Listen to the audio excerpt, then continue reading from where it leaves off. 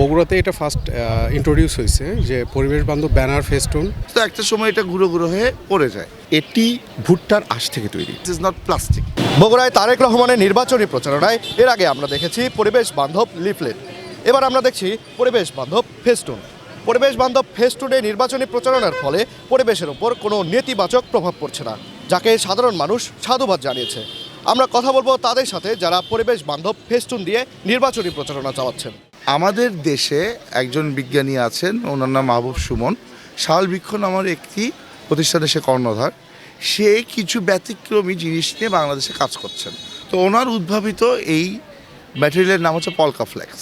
তার মানে হচ্ছে এই ম্যাটেরিয়ালের বৈশিষ্ট্য হলো এইটা যে ইস্যুতে তৈরি হয়েছে, যেমন ভুট্টার আপনার ছাল দিয়ে হয়েছে, এরকম কিছু অর্গানিক প্রোডাক্ট দেওয়া হয়।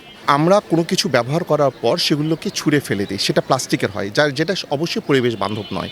আমাদের যে পরিবেশ যে বান্ধব যে ফেস্টুনটা দেখেছেন, এটি ভুট্টার আঁশ থেকে তৈরি এবং যেটা অবশ্যই পরিবেশ বান্ধব, এবং এটা আমরা রিসাইকেল হয়ে যায়। আপনি যদি এটা মাটিতে ফেলে দেন, এটা কিছুদিনের মধ্যে মাটির সাথে মিশে যাবে এবং এটাতে পরিবেশের কোনো ক্ষয়ক্ষতি হবে না।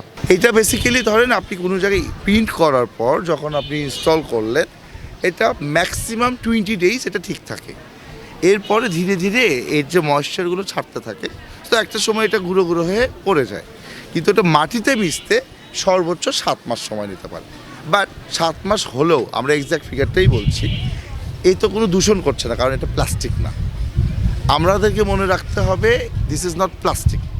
যেহেতু প্লাস্টিক বায়ু দূষণ করে, আমরা প্লাস্টিক ব্যবহার করছি না, আমরা ব্যবহার করছি একটি পচনশীল পণ্য।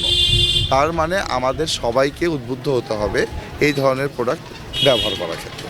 শুধু বাংলাদেশ, আমাদের বিএনপির নয়, বাংলাদেশ অন্যান্য যারা রাজনৈতিক দল আছে সবাই এই আইডিয়ার মাধ্যমে আমরা এই আইডিয়াটা সমগ্র রাজনৈতিক দলের মাধ্যমে ছড়িয়ে দিতে চাই, যেন তারাও যেন আমাদের আইডিয়া থেকে উদ্বুদ্ধ হয় এবং গ্রিন বাংলাদেশ এবং ক্লিন বাংলাদেশের প্রতি যেন এগিয়ে আসে।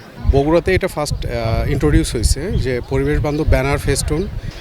ওই লিফলেটের সাথে যে বীজের যে ব্যাপারটা, যে আপনার পরিবেশ বান্ধব যে ব্যানার ফেস্টুনটাই আগে যদি বলি, যে সেটা হচ্ছে যে আপনার এটা পরিবেশের সাথে মিশে যায়।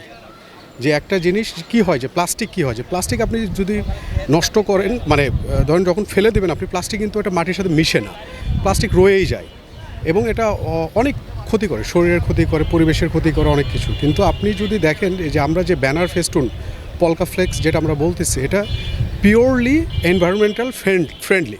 যে আপনি যখন এটা পরিবেশে ফেলবেন, এটা পরিবেশের সাথে মাটির সাথে মিশে যাচ্ছে এবং এটা দূষণ করতেছে না কোনো কিছু। তো এটা আসলে তারেক রহমানের এটা, মানে আমি বলি যে খুব ভালো একটা আইডিয়া। এর ভবিষ্যতেও এটা হয়তো সবাই ইন্ট্রোডিউস করবে ইনশাল্লাহ।